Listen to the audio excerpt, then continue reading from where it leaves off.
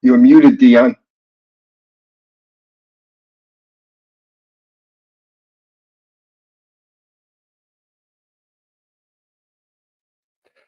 All right, sorry about that. Let's try this again. Modern technology. Good evening, everyone. I'm Dion Parson, and I'm honored to share my passion of music with you, our listening audience.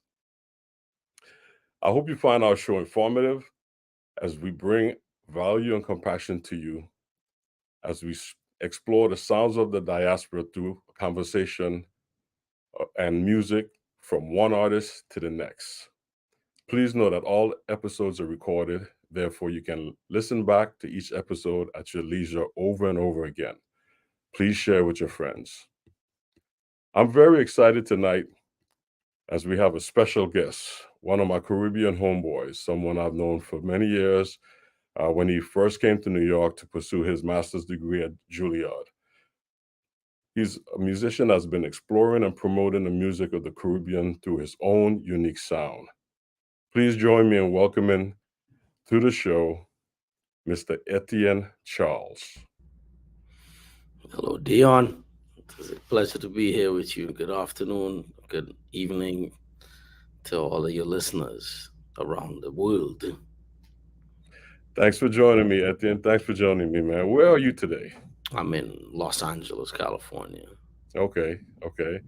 So thanks for taking the time out of your busy schedule. I know you have a lot going on between your teaching and all of the different performances that you're doing. What's going on in Los Angeles today? I'm doing a PBS taping with a group called the Mighty Mighty, led by a musician and musicologist named Nolan Gesser. So that's why I'm here. I'm playing Calypso with them. We're doing a segment on the show on Calypso. Great. So let's go back. Let's take us back to your upbringing. Trinidadian born, growing up there, listening to music, playing music. You don't only just play the trumpet. You're a multi-instrumentalist. Let's talk about your upbringing in Trinidad.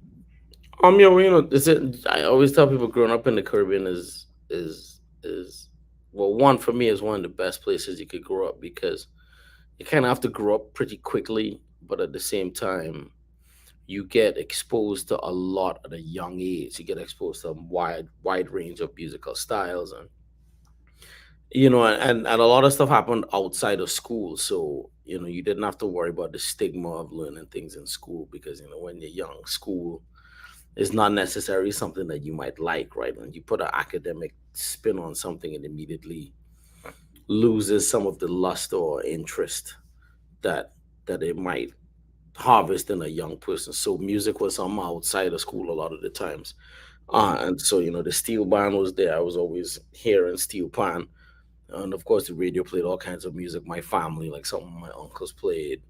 And so a lot of times my aunts played guitar. A lot of times, like family gatherings, especially on my father's side, family gatherings would end up with some sort of music playing, whether it's whether it's quattros and singing or bottle spoon, and or the record player and people playing along with the record player. So there was always some sort of musical thing happening with family gatherings, and then you also had carnival, which is a seasonal celebration that would bring about a lot of different sounds to not just the radio waves, but to the everyday, everyday life in Trinidad, whether it's the sound of a pan getting tuned or sound of a steel band practicing, Right. the sound of a soca band sound checking. I grew up playing football, so we'd be at the field for practice or whatever, and in the early afternoon is when bands do their sound checks for shows, right? So we on the field practicing or whatever, and a band is sound checking. So you're hearing the cajon section playing by itself, Mhm. you're hearing the drummer by itself hitting the toms, hitting the floor tom, hitting the snare, hitting the key. Right. So you get all, it's just the sound, what I call the sounds of the season. You have Parang Christmas time, Calypso Soca, Steel Band Carnival time, Chutney on the radio, Chutney on TV, because of shows like Mastana Bahar. So then you have the Jose drums in September in Trinidad, which is a Muslim ritual that Mhm. has a very heavy drumming tradition to it. So there was always some sort of sound Mhm. going on, and that's really why we are such a musical people. I think that music is one of the most driving forces of our daily being in Trinidad and Tobago and in the wider Caribbean. And Mhm. jingles were always, I mean, there's certain jingles that I will always remember, the famous jingles from when I was small. Like there was a famous, like, I mean, I'm not gonna try to help these brands up, but there was a shoe company that had a great logo. They had a great jingle. The grocery had a great jingle. That was a big tradition, and we as children would know these jingles, and it was a way for you. It was looking back now as a professional person dealing with marketing brands or whatnot. I just remember that there were these very very innate and very indigenous Trini sounds attached to these Trini brands through music. Right. So the music was everywhere, and so that's really what I take away from my upbringing in Trinidad, is that there was music everywhere. And I agree with you because the same thing I experienced in the Virgin Islands. I think it may have been a little bit different in Trinidad.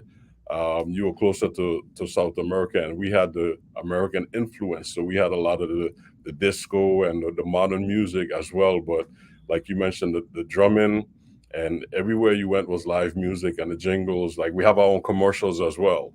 But I think the biggest rivalry I remember growing up was carnival. Like who had the best carnival? Yeah, And yeah. this is Trinidad will have the biggest carnival, but everybody's gonna claim to be the best. And I never participated in the bands on that level, traveling from into Ireland for carnival. But I remember a lot of bands going to Trinidad for carnival and coming back, talking about road march and stuff. So there was a heavy competition in the greater Caribbean for who had the best carnival and who had the best band. Hmm. Yeah, so the music was always prominent and prevalent in the community. And I recall coming to New York. One of the first musicians I met also was David Williams, Hmm. a bass Happy, player from Trinidad. yeah, Happy's father was a legendary band leader in Trinidad as well, John Buddy Williams. Exactly. And going to the Pan Jazz Festival in Trinidad, I performed down there with Monty Alexander and met so many musicians at that time. So it's a good, I think is a good foundation, a fostering ground for musicians coming out of Trinidad. So you left Trinidad and you went to college to pursue your degree. Yeah, I went to Florida State University to do my first degree under Marcus Roberts, Leon Anderson, Rodney Jordan, and Scotty Barnhart were my main teachers, Mhm. as well as Bill Peterson and Bill Kennedy. I they kind of all took me under their wing and showed me different things. So it was because it was a small program, I was able to get a very unique experience as a student. A lot of one-on-one time with Mhm. each person. Marcus Roberts for composition.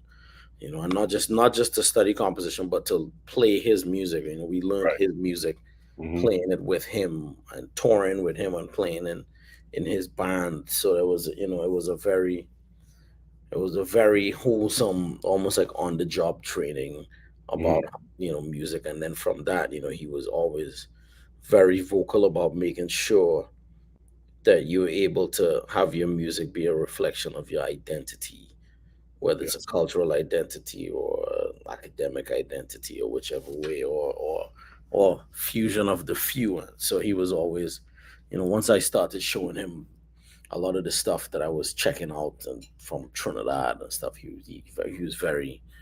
was very motivated to motivate me Mm-hmm. to keep that direction and keep kind of going down this rabbit hole of all of these things that he really had never heard and never explored. And so part of it was his interest, and then part of it was me continuing to dig and show that we have a lot of stuff in the Caribbean that hardly ever gets space on American airwaves or Right. European airwaves, and especially in the very closed off genre of jazz. And so that's kind of been my mandate from the get-go. And I say Caribbean, but what I'm really specifically referring to is music from the English speaking and music from the French and Dutch Mm-hmm. Caribbean, because there's a lot on the airwaves that you would hear from Cuban artists and Puerto Rican artists and even Mexican artists and Dominican artists. And so for me, it was like, well, there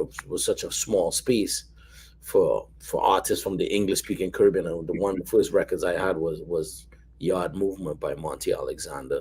Mm-hmm. Um, and so some of my earliest introductions to jazz with a Caribbean tinge, which is how I always tell people that you have to make sure that people get to hear themselves Right. in music, and young people, especially young black people, especially, that they get to hear themselves. And so hearing Monty, I was 13 or 14 when I got Yard Movement, and then when I was 17, I started checking out Chucho Valdez. And then my freshman year of college, I got heavily into David Sanchez.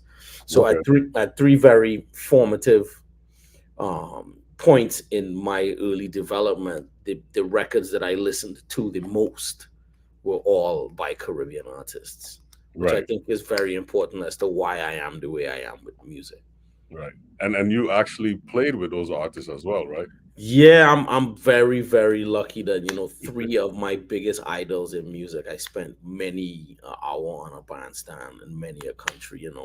I got to play with Monty Alexander in Jamaica, in New York. I got to tour the world with Chucho Valdez. I taught, for 4 years with David Sanchez, standing right next to him in SF Jazz Collective, as well as one season with Miguel Zenon, who was a member of the David Sanchez quintet that really inspired me to work, our folk rhythms and song forms and phrasing styles into jazz composition. David's record Melaza, which featured Miguel and Edsel Gomez and Antonio Sanchez and Hans Glavishnik, is still one of the records I go back to over Mm-hmm. and over again to think about ways that we can continue to move forward, with this, I what I call jazz with almost like a Caribbean accent. So Right. Right. it's Right. clear Right. that it's based on the improvisatory styles, but it's rooted more in a home vibe. And we in the Caribbean have a very big stake in this music, because at the earliest points in this music's development, you had migrations from the Caribbean. They Mm-hmm. were West Indians in Louis Armstrong's Hot Fives, Hot Sevens. Mm-hmm. There were multiple. You had Saint Cyr, you had Henry Ezekiel Clark. Henry Ezekiel Clark was from Guyana, I think. Mm-hmm. So we've been in these spaces, not the Adley brothers of Bahamian America, and then you go down the long list um, of all of these different Winter Kelly being Jamaican American, and Oscar Peterson's family being from Tortola, Mm-hmm. Sonny Rollins' family from the Virgin Islands, and I mean, there's a long list. I mean, It's a list. Yeah. Connie K, and Mickey Roker, and there's always interesting because there's always a name you can always tell by the names. Mm-hmm. So for me, that's and Roy Haynes, and it became a deep dive not just into the music but also who come from where, Exactly. and putting out the music drew them to me, and they started talking to me and telling me, oh yeah, my grandmother was from so and so, my mother was from so and so. Mm-hmm. fathers and so on. So they always used to play music like that. So that's why I continue to dig. And that's great, man. That's really that's beautiful, man, because research is all part of it. But like you said, it's like you start doing what you're doing and it connects and draw other people to you. You're talking about David Sanchez. I first met David at Rutgers University. Right, When he, because y'all were both grad students there, right? yeah, I was on, actually, we both was undergraduate. When he first left Puerto Rico, he came to Rutgers. That's where I first met him. And when I first got to New York, one of the first gigs I had was Monty Alexander, performing with Monty. So, those are two of your icons right there. We just did a music festival here on St. Croix, Virgin Islands. We brought in Chucho Valdez. I first Nice. met Chucho in Cuba, being down there with Steve Torre. I've unfortunately, never played with Chucho, but I spent a lot of time around him and got a chance to witness him rehearse his band and stuff. So it's just a lot of influence there. And like you said, every island have its own thing, but it all comes back to rhythms and the harmonies. And you was talking about creating this sound, taking the rhythms and the harmonies and creating your sound of the Caribbean. So over the years, having my own band as well, I was fortunate to meet great musicians like yourself and other people to influence us. We came up with a word called Jazz Ribian. And Jazz Ah, Ribian is where jazz meets the Caribbean. Like you have Creole soul and yeah. Caiso. I've heard Caiso coming up when, people would explain different versions of Calypso. But I think Jazz Ribian kind of, it kind of covers the whole Caribbean because there's so many musicians in New York now, just in the States, that have left the Caribbean that's playing jazz on a high level. On a Hmm. very, very, I mean, you hear these guys playing bebop and stuff, and you'll never believe they're from the Caribbean. So once you add that rhythmical component to it and start experimenting with the rhythms like you have been doing, I think Jazz Caribbean is a word that kind of summarizes it all. Yeah, and it's interesting because it goes all the way back. I mean, the history. I always tell people history. There's a famous poet from Trinidad. Her name is Dion, and she has this saying. When I walk into the room, history is already sitting in the chair. Mhm. And when I first started listening to the Clifford Brown, Max Roach Quintet, and I started hearing them playing like these almost like quasi calypso rhythm, but also just like Clifford Brown's phrasing. Mhm. His really deep bouncing, almost calypso as phrasing, and it was different to mambo, right? It was Mhm. definitely more on a upbeat side than a mambo thing. I immediately started tying him to the Caribbean. Oh yeah. And then to come to find out, Wilmington, Delaware, at the time that he was growing up, and still to all the way up until when Bob Marley was coming up, had a heavy Jamaican population. Hmm. And all, as far as Philadelphia, many of the landlords who were West Indian. And Jimmy Heat's landlord was Jamaican when he Hmm. was living in Philadelphia, right? So people have to remember that Caribbean people have been migrating to the U.S. for a long time, and there was in an area in New York called San Juan Hill, which is where Thelonious Monk grew up once he left North Carolina with his mother, and it was a big melting pot of people, right? You had West Indians there, you had people from the South Hmm. of the United States, you had people from Puerto Rico, you had Irish people, you even had Filipinos there, right? And so when I listen to Monk and I hear that he chooses these names like Bemsha Swing, which is in tribute to Barbados because Hmm. Bemsha is Barbados, and Denzel Best was one of his closest friends, and Denzel Best's family was from Barbados. Ruby Exactly. My Dear is about Ruby Richardson, who's this Antiguan American woman. That our culture has been influencing the music. That's why Duke Ellington used to play. It has this song called West Indian Pancake, and Count Basie used to end the show with "Don't Stop the Carnival," and you could go down this Hmm. long list of the '50s when before Belafonte hit the scene, when these big bands were playing calypsos, and it was really out of that you Right. see Belafonte coming to the mix, because at first he was a jazz singer, and his first group, I think it was Charlie Parker. I want to say his first group was like Charlie Parker, Max Roach, Charlie Mingus, John Lewis. Rhythm I think section. that was Yeah. the band. I think that was the band. Hmm. And then and then there's, of course, Monty Alexander played me the recording of Charlie Parker playing Sly Mongoose. No kidding. Yeah. Okay, I've never heard that one. That's interesting. Yeah, it's really incredible that that calypso was, and I mean that's the thing about the history of New York, that there's only parts of that history that are told, but Greenwich Village was Little Africa, Mm-hmm. right? And that's why the Village Vanguard is where it is, because the Mm-hmm. Village was where all the black clubs were. And Mm-hmm. before it was 100% a jazz club, the Village Vanguard was a variety club. Right. And the Duke of Iron used to play there for 6 weeks at a time. The Roaring Lion played there for 6 weeks at a time. And these are West Indian acts, and they would clearly do that to make sure they drew the Caribbean population coming out. And I don't think the Village Vanguard became a full-on jazz club until, I don't know, maybe the 40s. But all through the 20s and 30s when I was there, it was a variety club with Right. calypso and this Like that. the Palladium. You had a Palladium. Yeah, exactly. So it actually changes the history of Black New York, the Mhm. way when you find out that certain spaces that we see as jazz spaces were actually omni Black art spaces. The spaces of the diaspora. Exactly, spaces of the diaspora. Same with San Juan Hill. So Mhm. there's Yeah. a lot to continuously be discovered. Oh yeah, yeah. And you was mentioning other artists as well. Jimmy Hamilton played with Duke Ellington. He was from St. Croix. I remember coming home to do an event shortly after coming out of college. Jimmy Hamilton had moved back here and was actually teaching in the public schools. And I was trying to tell these kids like the significance of who this man is. And yes, there's just a lot of history from the Caribbean as far as contribution to the music. And I've had this conversation with Wynton Marsalis many times.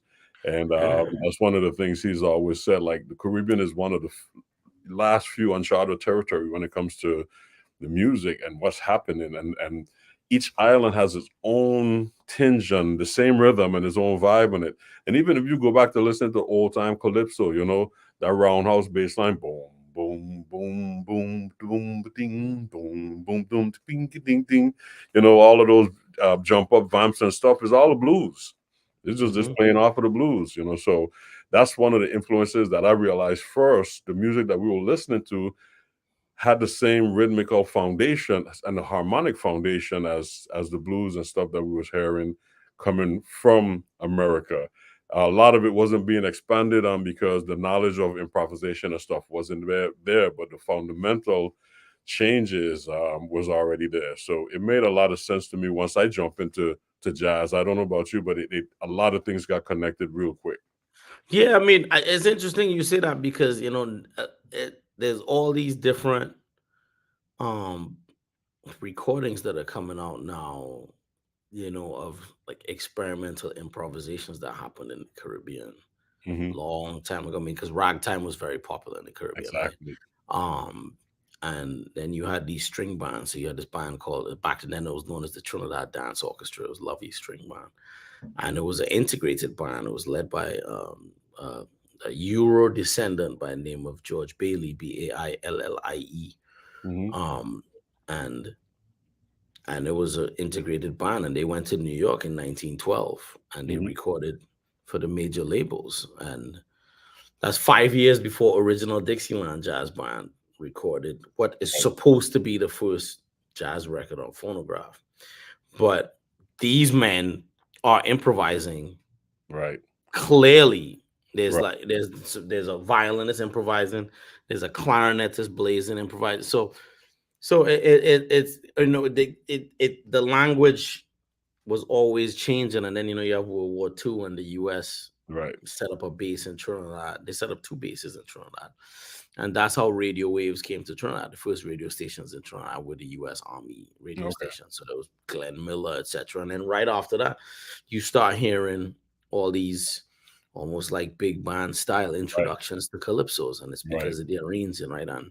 And there was a great arranger by the name of Rupert Nurse who passed away a few years ago. He was a bass player and saxophone player, and he took a mail order arranging course with one of Glenn Miller's Mail order arrangers. arranging course. Yeah, so they basically used to mail you the book and Right. mail you the exercises, and you would do the exercises And it and back. mail it back. And Okay. he learned to arrange taking that course, and Mm, then immediately he started. You hear, I mean, his style is so like, I mean, he's the one that started making the horn section. So like you have a 4-piece horn section and you have saxes playing one thing and then you have the brass playing another thing. So it almost has like the idea of a big band moving around. Right. Like my Parson is a great example of it. Steel band music is another example of it. Yeah. A lot of the stuff that Kitchener put out in the late 40s, early 50s, that was all Rupert Nurse's arrangements. Okay. And you know, it clearly shows this link, this dialogue between North America and the Caribbean, you know. Right, because a lot of the bands was going to New York to record.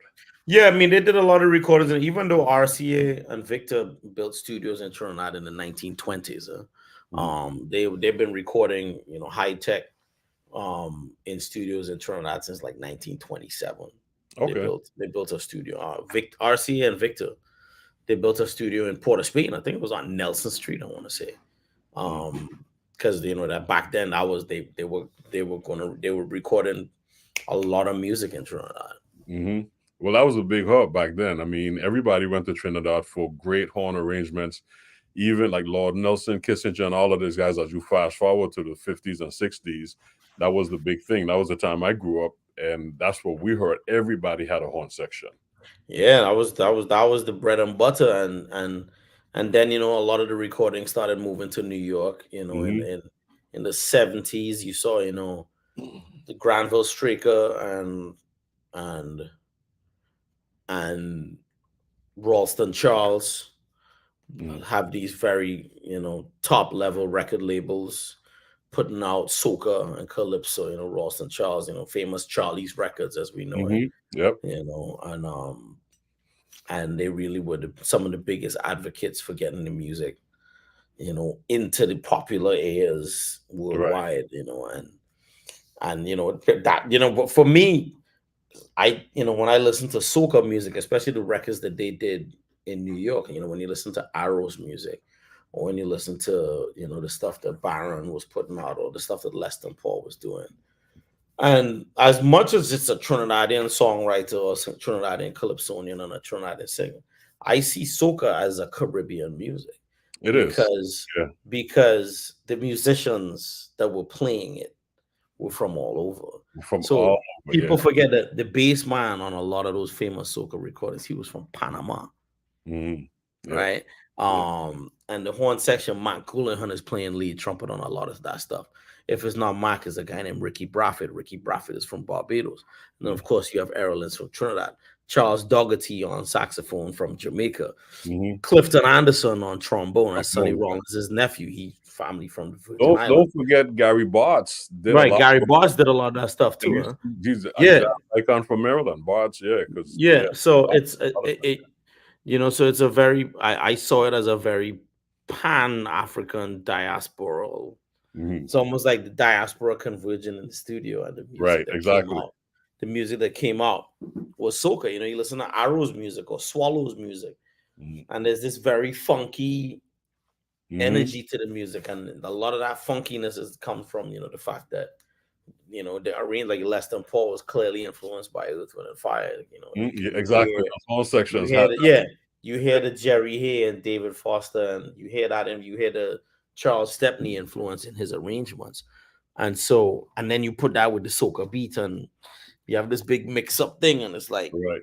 And the thing back then is like when we were coming up, we idolized those groups. So we, like you mentioned, a lot of the music was played outside of school, so we were emulating those bands. And horn section actually, there was parts to learn, and that's a challenge we have these days because a lot of that have disappeared.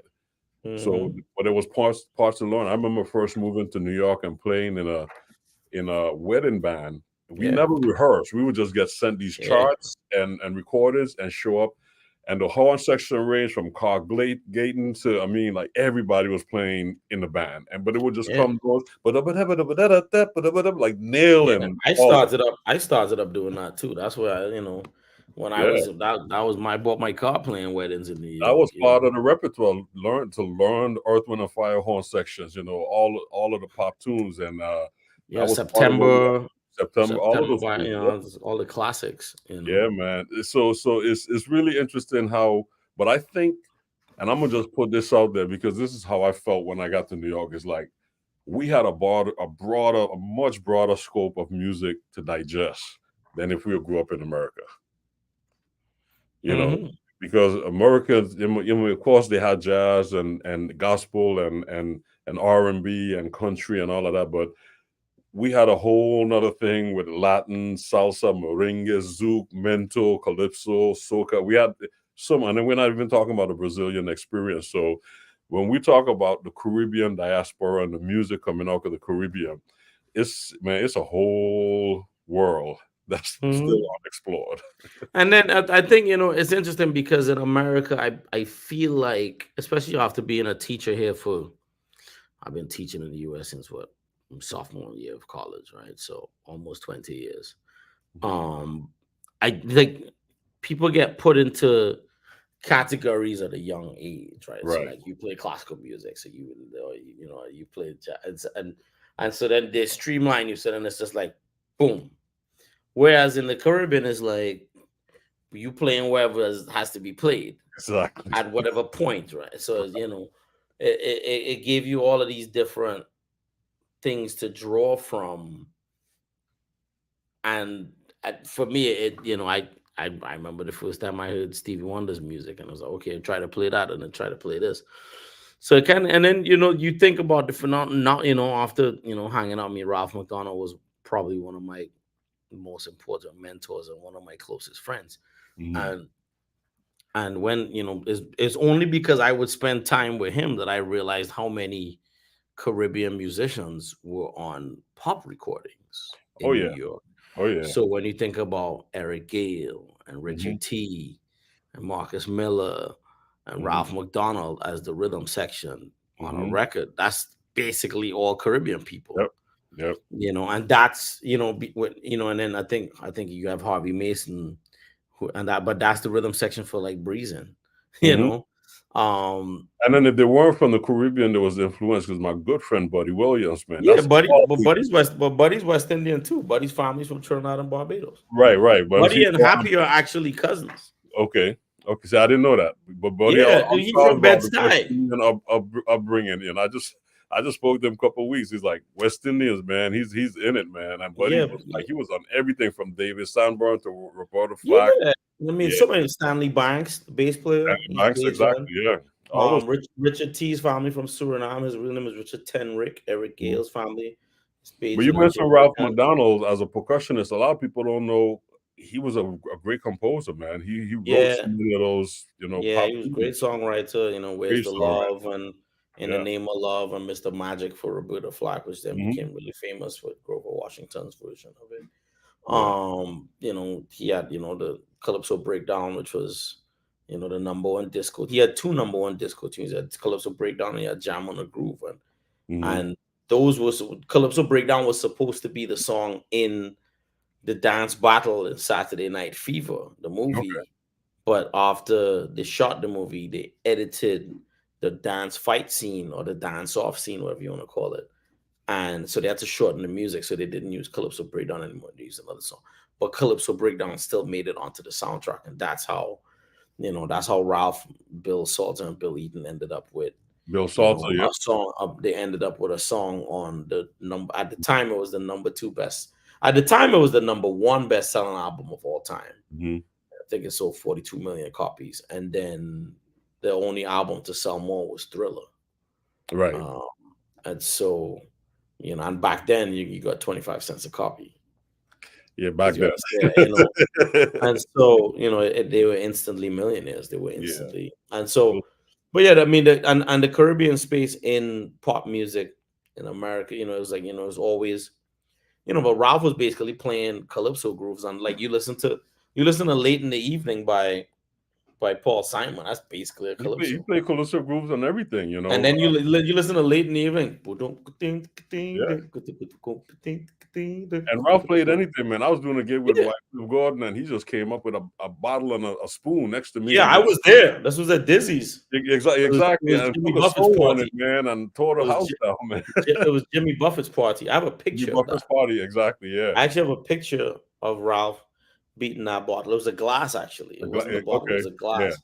Yeah. Um, Yeah, yeah, I man. mean, you listen to the Graceland album that Paul Simon did. You listen to Call Me Al. That's Mhm. literally the same bass line as Sugar Boom Boom. It's like zoom doom ding ding doom ding ding ding. So Yeah. now it's for me, that's a big part of what I do as well, is always trying to find us in the space, Yeah. like what we have, because we don't get hype like the Caribbean. Mhm. We don't really, the Caribbean is not seen as a viable artistic source, right? Right. In a lot of instances, and part of my purpose is to play the music of people like Hazel Scott and Winifred Atwell, Mhm. and so that people know that these are people from the Caribbean, Right. and that they and Lord Woodbine, and that the three of them right there. I mean, you got Hazel Scott. Winifred Atwell was Elton John's biggest influence on the piano. You have Lord Woodbine was the Beatles' influence, their first manager. I'm talking about two of the most influential and best-selling artists of Mhm. all time, having heavily influences from the Caribbean, specifically from Trinidad, right? And there's instances of that for the Virgin Islands. One of my favorite musicians was from the Virgin Islands. I'm talking about musicians in the pop space is John Lucien, Mhm. Yeah. and he was, and in addition to a great singer and songwriter, his bass playing. He was a great bass player. I was getting ready to say, man, I used to play gigs with him on the bass when I was in college, and I would come back to St. Thomas. Yeah. Yeah, Yeah. his bass playing was was next level. Yeah. He had a great feel, man. What And was that record he did on bass that a lot of people don't know he's a bass player? It's like a famous record. Rashida, Well, Rashida, he's singing on. that's him. But he did let me see which one it There's is. another record that he was pretty famous for playing bass on. I'm trying to remember the name I of gotta it. go back and but speaking, not save that thought, because I want to get to some of your music, because Okay. we could talk and talk for a while, man. There's a lot of information flowing here, but let's check out Dame Lorraine. Let's check out Dame Sure. Lorraine. It's from your new album that you just released, and you could talk about it once we get back after listening to it.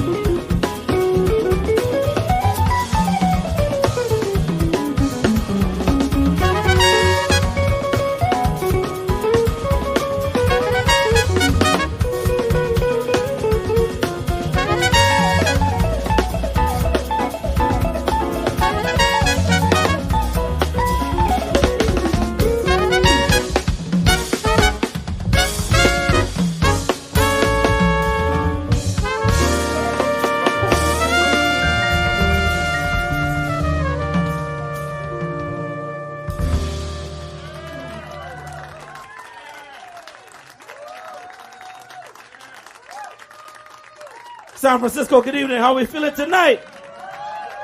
Welcome to the Black Cat. Put your hands together. The piano from La Habana, Cuba, Mr. Axel Tosca Lauga. At the guitar from Morristown, New Jersey, Mr. Alex Wintz. At the bass from Washington, D.C., the human jukebox himself, Ben Williams. At the alto saxophone from Bridgeport, Connecticut, by way of Haiti, Professor Godwin Louis. And at the drums and cymbals from Miami, Florida, standing at 5'11", by way of Haiti as well. Put your hands together for the one and only, my brother from another, Mr. Obed Calvert.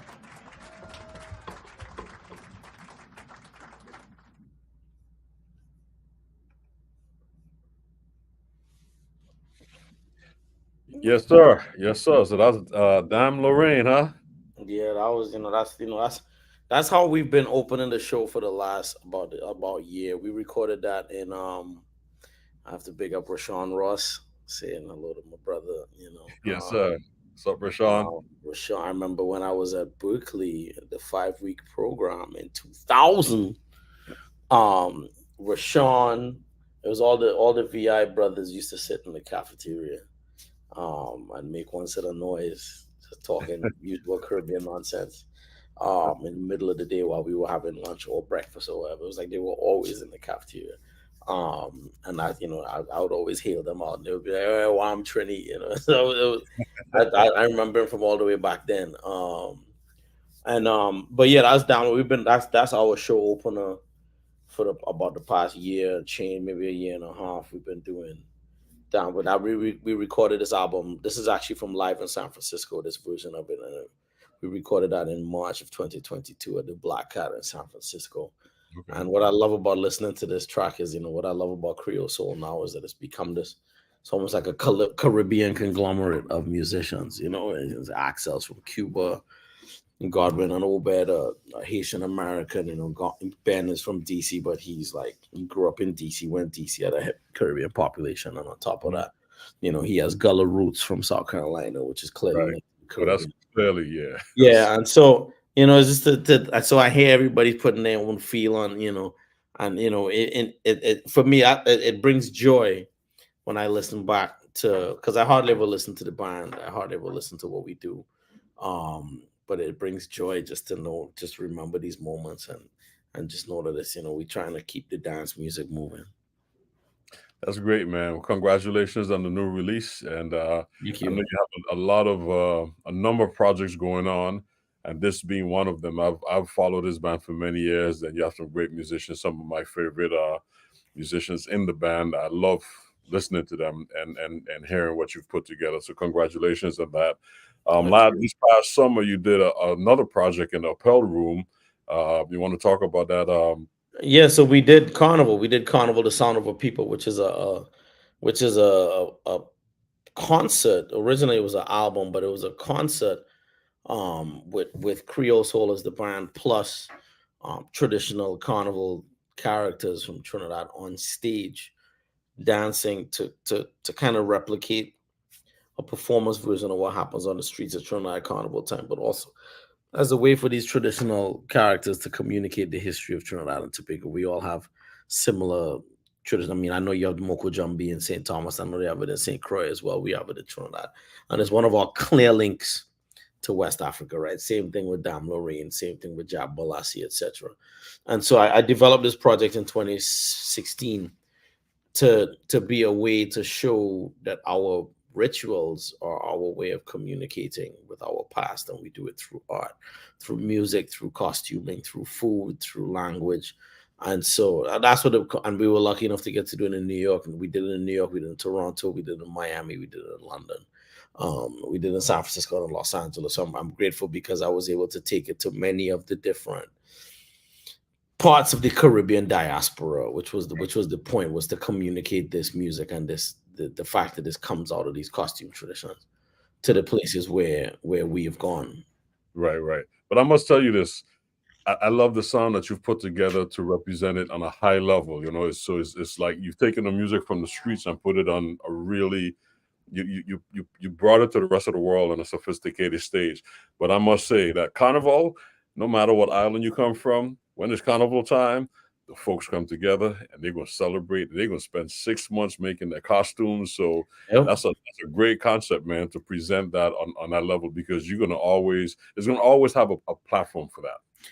Yeah, and it's really interesting because to see how the American audience took to it, even though they don't know much about the characters. When we did, I never forget, we did the show in Trinidad.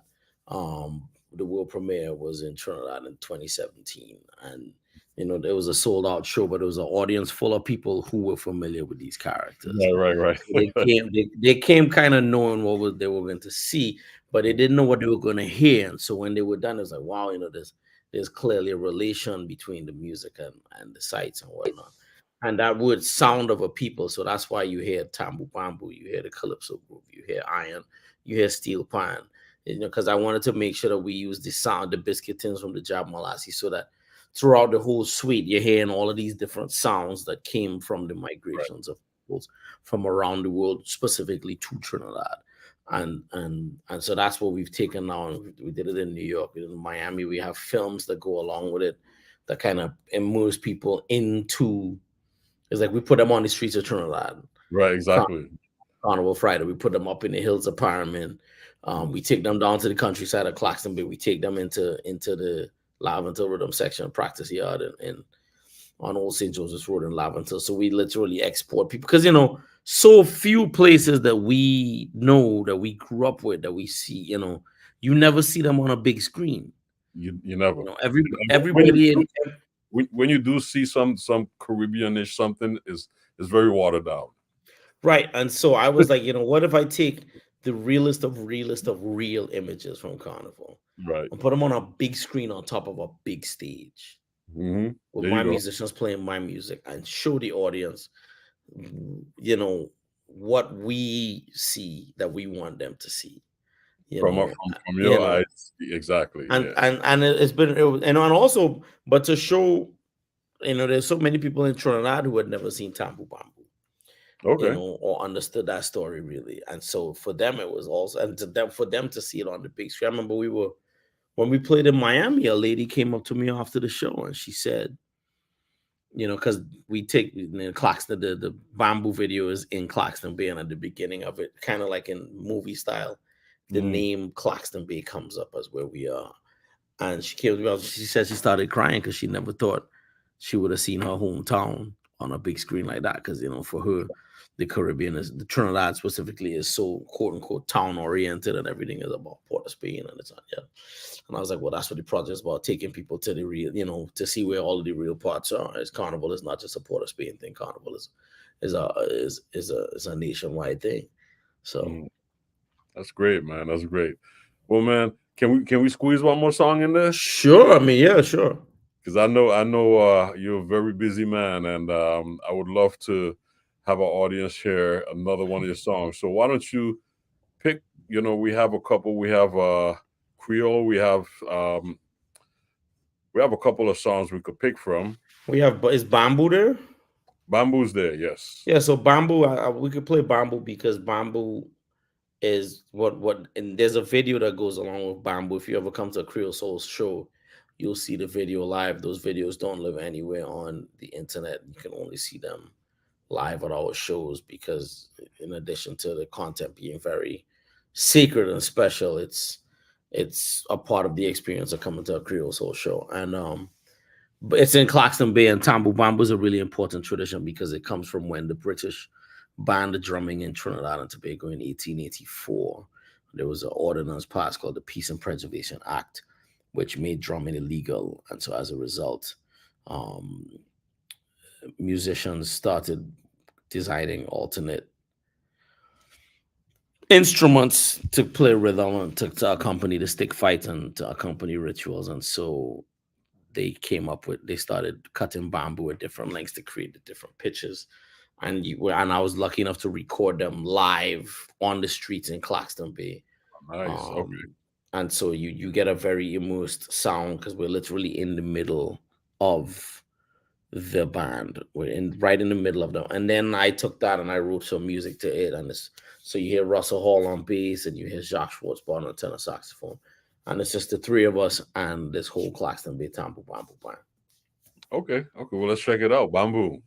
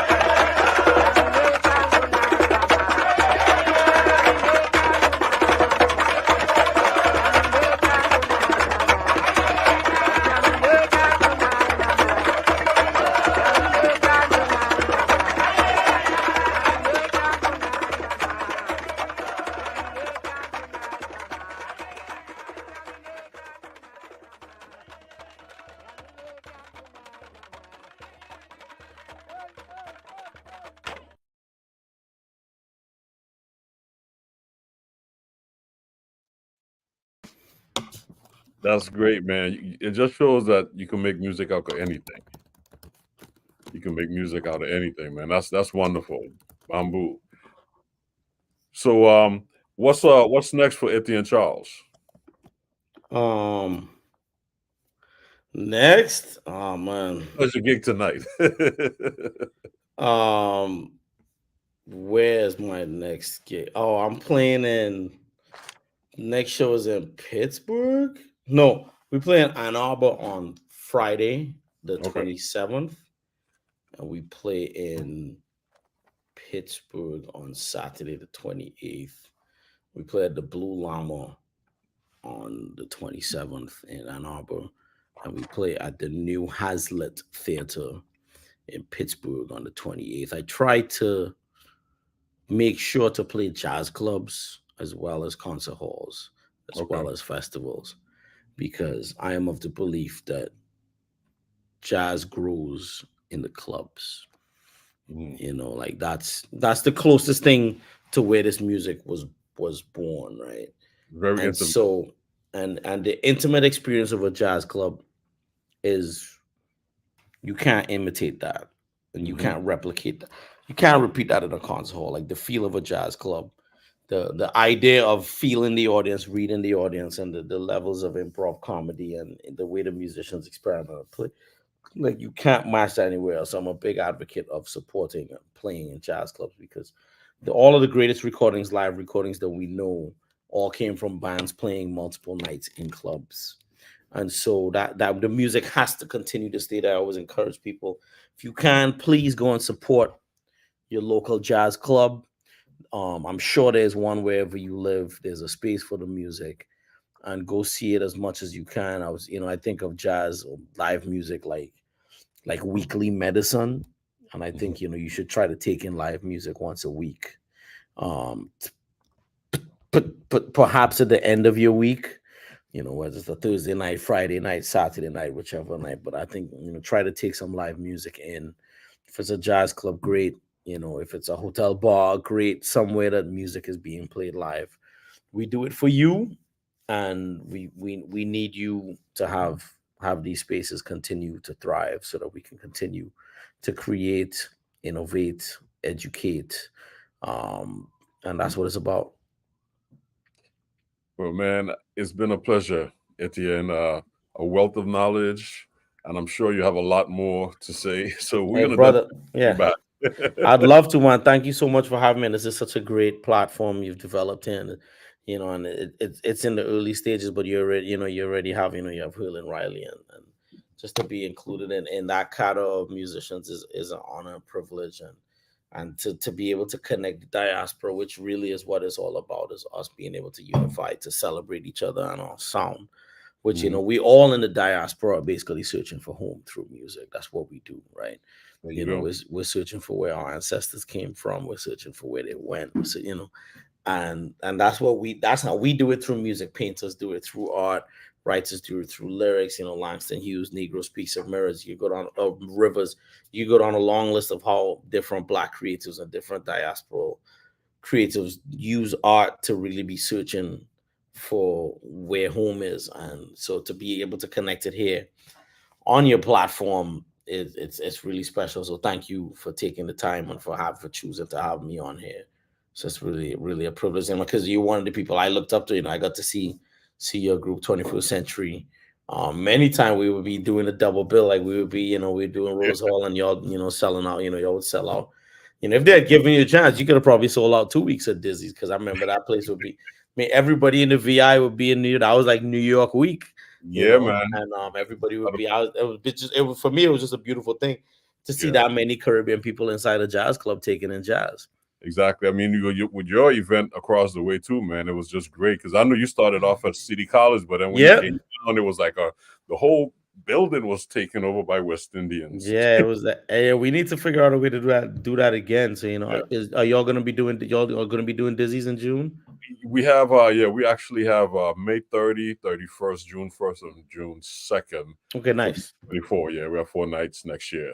Yeah, already. Nice. So yeah, man. So we're gonna keep working, conversating, figuring out ways how we could collaborate. But this has been awesome. We're gonna definitely have you back, because it's a lot of notes I have here, man. I didn't even get to half of what I wrote. Man, yeah. Well, we'll do it again. I'm very happy to, if or we find a time where we could sit down for longer and listen to records, and you could play stuff that you want to check.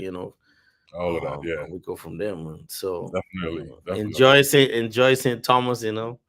Yes. I wish I was in the Caribbean right now. So yeah, I know, man. I know, but you enjoy LA, man. Have a great gig tonight. Thank you. On behalf of all of our audience members out there that's checking us out, we just want to thank you for taking the time to grace us with your presence and knowledge and music. Thank you, brother. Thank you, Etienne Chrles, and continued success to you and your band. And all of the wonderful projects you're working on, and from an education standpoint too, because you're a wonderful educator, and we will talk about that as well. Thank you, brother. You take care of yourself, and we'll be in touch.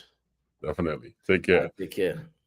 And for the rest of our audience out there, before I sign off, I just want to thank you all for joining us, whether you're streaming, listening, or watching us. I would like to just share with you, our wonderful guest next week will be this amazing flautist. Her name is Christine Gangelhoff. She's a professor at the University of the Bahamas. And what makes Christine so interesting to us here in the Caribbean and her contribution to the diaspora, she spent like the last 20 years archiving Afro-Caribbean composers in the classical world, from Haiti all through Cuba, all the way down to Trinidad. And she's done a wonderful job. So we will be talking with Christine about her research about the Afro-Caribbean classical composers within our diaspora. So we look forward to having a wonderful show with her next week. So thank you all for joining us, and have a blessed evening. Take care. Bye-bye.